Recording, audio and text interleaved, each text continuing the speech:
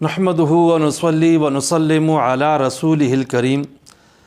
हमारे यहाँ ये मसला मशहूर है कि सादात को, सैयद हज़रात को ज़कात देना जायज़ नहीं है। ये ताबीर ठीक नहीं है, ये ताबीर दुरुस्त करने की ज़रूरत है, क्योंकि ज़कात का न लेना ये सिर्फ़ सादात और सैयद हज़रात के साथ ख़ास नहीं है, बल्कि तमाम बनु हाशिम के लिए ये हुक्म है। लिहाजा सही ताबीर ये होने चाहिए कि हाशिमी हज़रात के लिए ज़कात देना जायज़ नहीं है। सवाल ये है कि बनु हाशिम कौन है? हज़रत हाशिम तो आप सल्लल्लाहु अलैहि वसल्लम के परदादा थे। ज़ाहिर है कि उनकी औलाद आगे बहुत ज़्यादा है। सिर्फ़ अब्दुल मुत्तलिब के फिर आगे 10 बेटे और 6 बेटियां थी। सब मुराद नहीं है। बनु हाशिम से मुराद आप सल्लल्लाहु अलैहि वसल्लम के ख़ानदान के वो हज़रात हैं जो बाकायदा मुसलमान हुए और हालत इस्लाम में उन्होंने आप सल्लल्लाहु अलैहि वसल्लम और इस्लाम की मदद की। और ये बनु हाशिम 5 अफराद की औलाद कहलाती है। उन 5 में से 3 तो आपस में भाई हैं, हज़रत अली, नंबर 2 हज़रत जाफ़र और नंबर 3 हज़रत अकील। इन 3 हज़रात की औलाद। नंबर 4 हारिस बिन अब्दुल मुत्तलिब, ये आप सल्लल्लाहु अलैहि वसल्लम के चचा थे, मुसलमान हो गए थे। नंबर 5 हज़रत अब्बास, जो आप सल्लल्लाहु अलैहि वसल्लम के चचा थे और मुसलमान हुए थे। इन 5 हज़रात की जो आगे औलादें चली हैं, इनको बनु हाशिम कहा जाता है और बनु हाशिम को ज़कात देना जायज़ नहीं है। हमारे यहाँ जो बनु हाशिम में से हज़रात मशहूर हैं, उनमें से एक तो सैयद हज़रात आ जाते हैं। सैयद से मुराद हज़रत अली की वो औलाद है जो हज़रत फ़ातिमा से आगे चली है, उनको सादात कहा जाता है। इसी तरह आवान आ जाते हैं।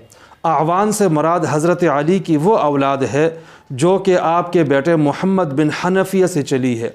ये मोहम्मद बिन हनफिया हज़रत अली के साहबजादे तो हैं, लेकिन इनकी वालिदा हज़रत फ़ातिमा के अलावा थी, दूसरी थी, उनका ताल्लुक़ कबीला बनु हनीफ़ा से था।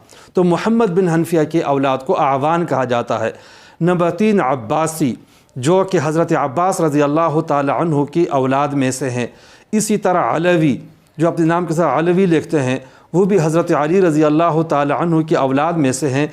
इन हज़रात को शरअन ज़कात देना जायज़ नहीं है और इन लोगों का ज़कात वसूल करना भी जायज़ नहीं है। आजकल ये मसला ज़ोर और शोर से उठाया जाता है कि सादात बहुत गरीब हैं, बनु हाशिम हैं, इंतहाई मुफलिसी की हालत में वक्त गुजार रहे हैं, तो उनको ज़कात देनी चाहिए। तो इसका एक जवाब तो ये है कि क्या ज़कात ही उनको देना ज़रूरी है और ज़कात से ही उनकी मदद और ताउन किया जाएगा? जब आले रसूल हैं तो हर मुसलमान को चाहिए, तमाम मुसलमानों की ज़िम्मेदारी है कि अपने नफली सदक़ात से उनकी मदद करें।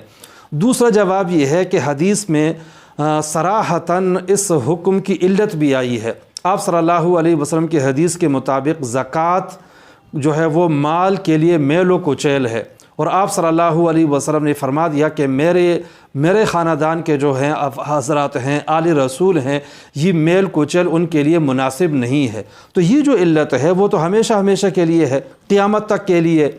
तीसरी बात ये भी की जाती है, बाज़ रात कहते हैं कि नबी अलैहिस्सलाम के ज़माने में और उसके कुछ बाद जिहाद में से एक हिस्सा बनु हाशिम को दिया जाता था, जिसको सफ़ी कहा जाता है। अब वो हिस्सा चूँकि नहीं मिल रहा, लिहाजा ज़कात ठीक होनी चाहिए, तो ये बात भी ठीक नहीं है।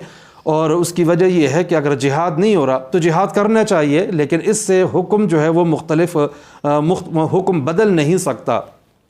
इसी तरह जो है वो बड़ी अजीब बात जो मेरे ज़हन में अक्सर आती है और मैं अर्ज़ भी करता हूँ, शेखुल इस्लाम वल मुस्लिमीन हज़रत मौलाना सैयद हुसैन अहमद मदनी रहमहुल्लाह के फतावा शेखुल इस्लाम में ज़बरदस्त बात लिखी है। वो फरमाते हैं कि लोग आजकल कहते हैं कि बनु हाशिम गरीब हैं, मुफलिस हैं, इसलिए ज़कात देनी चाहिए।